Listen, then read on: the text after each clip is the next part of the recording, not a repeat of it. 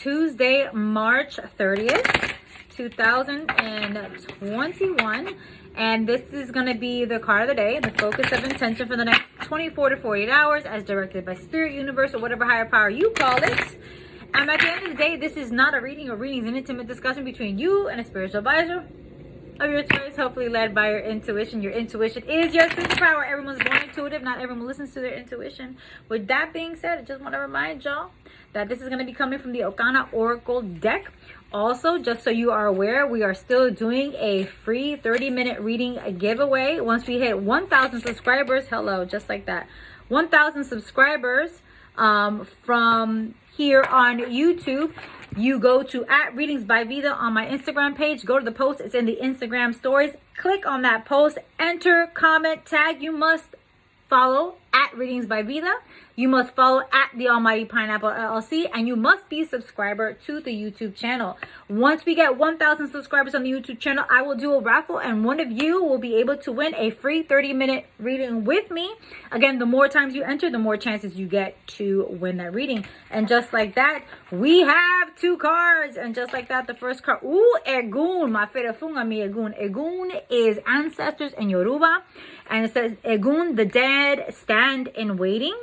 And Mercurial-Today cannot be like tomorrow. So let's see what the cards have to say for us today. Let's see. The Okana Oracle Deck is a beautiful deck. I mean, the reflection is beautiful. The touch of the cards, I don't know what material this is, but it feels amazing. It's very smooth to the touch. But the Okana Oracle Deck has different areas and different sections like water, earth, air, fire, spirit. So Egun is obviously spirit, and its page over here, so it's all the way in the back. So let's see what it's got to say. And Egun says, the dead stand in waiting, the shadow element, not honoring one's ancestors properly or allowing those tasks to fall by the wayside. The dead standing waiting for you to acknowledge and respect them. This card is maybe the most straightforward card in the deck, but also the most encompassing. This deck is a way to connect to your ancestors and what they have to say about your shadow side, but one must not forget to honor, venerate, and serve them in a way that is appropriate for them, having your best interest at heart.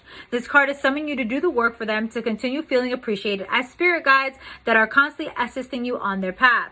It is letting you know that they are with you, but they're also asking you to take this connection more seriously. Do your offerings, speak with them in earnest, and do not to be afraid to ask for guidance. Because remember, whether it's the ancestors, whether it's the Egun, the saints, the orishas, the loas, the gods, the archangels, the guardian angels, the deities, the ascended masters, whatever it is you call upon, those power animals, those elemental beings, whatever that is, they cannot get involved in any way, shape, or form without you asking for help or assistance. It's called free will here, okay? We do live in a free will zone universe, and they love us so much they let us choose when they get involved. So be aware of that. And then we have the Mercurial card after the Egun card. It says, today cannot be like tomorrow. So let's see what area and what section this one is in. Mercurial is in the air section. So let's get to that card.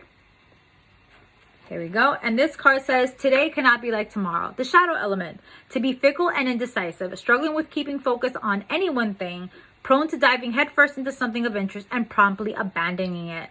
There is a difference between being spontaneous versus being unreliable. There is also a difference between needing new experiences for excitement versus escapism. This card announces the presence of instability within one's interests, follow through and ability to complete the projects or fulfill obligations. In a shadow context, this could be calling on you to take stock of your unfinished business and the loose ends. It can also be questioning you why you feel the need to switch from objective to objective, be it travel, career, hobby, or even relationships. What are you avoiding? What are you seeking that the last thing didn't fulfill? What does sticking with something or someone bore you almost immediately?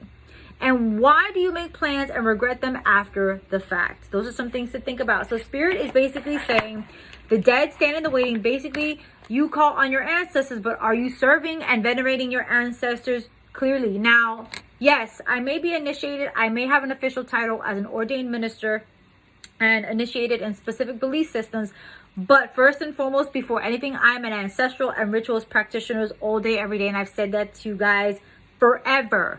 The dead never steers me wrong. I trust the dead more than I trust the living. So if you're not honoring them and expecting them to give you information and assist you in your elevation, you must be willing to elevate them as well. So create those rituals. Make sure you speak to your ancestors. Make sure you honor them always and foremost, because they may no longer be here, but those ancestors of light, evolution, and progression are the ones trying to assist you to keep moving forwards. Now, we did not say to speak to all dead. That's not what we're saying. But those ancestors of light, elevation, and progression are always willing and available, even if you don't know their names, even if you cannot understand who they are, where they come from. There is legions of ancestors standing behind you. So honor them so you can be honored as well.